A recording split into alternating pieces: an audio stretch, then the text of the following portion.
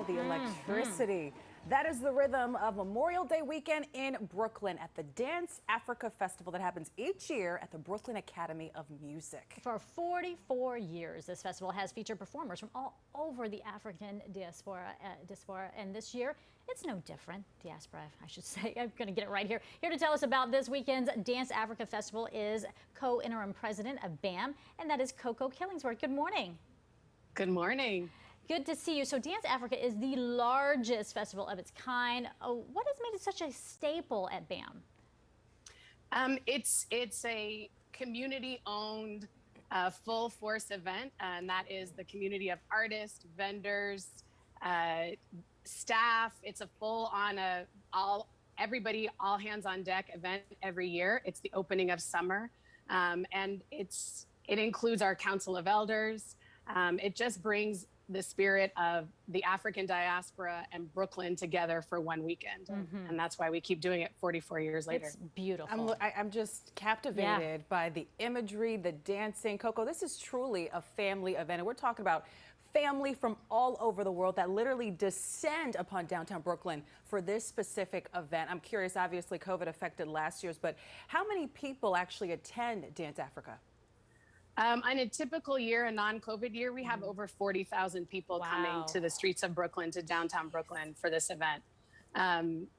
You know, and that is, as you said, it's very family friendly. It's all generations. It's one of the most important times to come with your elders and, you know, the newest addition to your family. And it's so important in teaching the history, right? Because that's what you're doing. You're carrying on the histories of these many different cultures.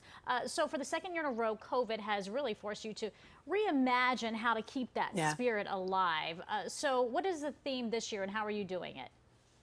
Well, as you said, I mean, the COVID has forced us to reimagine it. We can't yet welcome 40,000 people even outdoors, let alone 10,000 into our venue to see the show. So we've had to reimagine it virtually, but we felt that this year we wanted to celebrate the ancestors, the people that have really created BAM and Dance Africa, and specifically the culture of Haiti. Haiti has a very, very strong vernacular in the African dance and culture, and so we wanted to celebrate Haiti, the resilience of Haiti, as a light to the resilience for all of us that we need right now. Yeah, Coco, looking at everything from the costuming, the practice, the choreography, how have you guys been able to keep up and train and practice during COVID to put on this huge event? And what are the new additions we're going to see this year? It's been incredible to watch the dancers and the artists find a way. It's, you know, safety has been the first and foremost thought on everybody's mind. So that's been, we've had dancers who've been in community in bubbles while they're rehearsing. We've had, you know, constant COVID tests and so on to make sure that everybody's safe. But, you know, people needed this. People needed to be dancing again and to be in community and to be feeling their connection to culture and dance and to each other all throughout the diaspora. So we have companies from all across the U.S., from Haiti, that are performing this year virtually as a part of the festival. I love how you pick a country. So what prompted organizers to actually focus on Haiti this year? Well, like I said, Haiti has such a strong core of its vernacular, of its dance vernacular, comes straight from the continent. And so it was something that we felt that could show what Dance Africa is in this moment and really share the resilience. And the theme is that our ancestors speak and we dance. And, you know, in this past year, we've unfortunately made a lot of new ancestors, and we felt that the spirit of Haiti and really listening to the ancestors and dancing to what they're bringing forth was an important theme to carry us forward, not just to help us remember, but to carry us forward in who we are. I want to bring in the team now because we have a lot of questions. Ben is our somewhat resident dancer here. Don't insult dance by saying that, please don't. But it's interesting because I've actually taken African dance before, and I know, just once. And it's funny because I'm seeing, like, even watching the videos and while you were talking, a lot of these dance moves are very present in pop dance moves and TikTok. So it's got to be so cool for you to see that it's being like embraced by pop culture.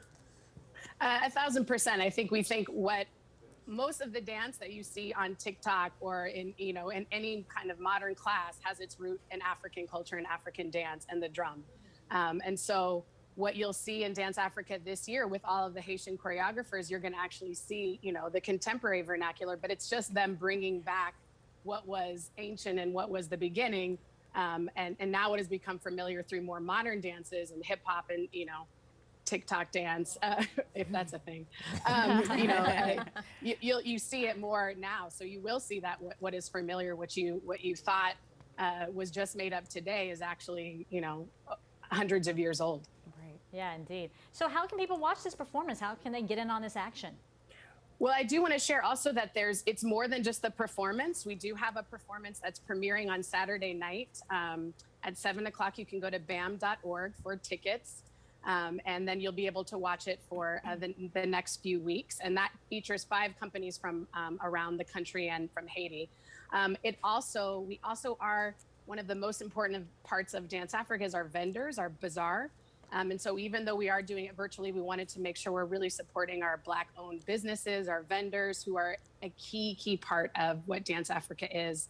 There are dance classes that are happening online. There's a photo booth. There's a lot that's happening. Yes, I love it. Yes, you can join our dance classes.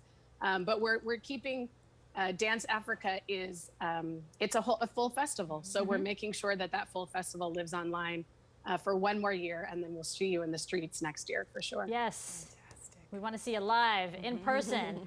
Thanks, Coco, so much. It is an amazing performance, an amazing thing that you're doing to really represent the culture and pass it on to younger generations through the form of dance. So we appreciate you being here.